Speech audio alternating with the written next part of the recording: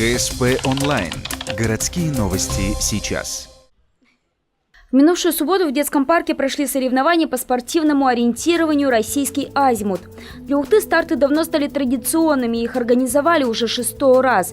Для выполнения задачи участникам необходимо пройти маршрут, указанный на карте, и отметиться на контрольных пунктах. Самые маленькие должны найти 8 точек, старшие – 17.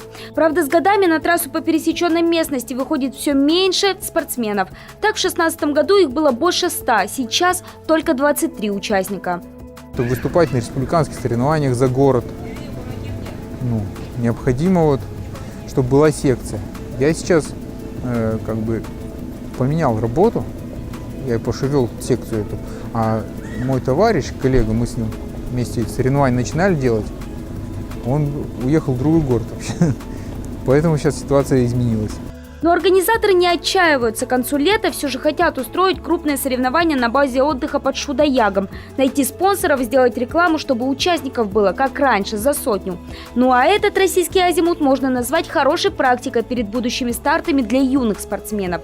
На память об этих соревнованиях они получают грамоты.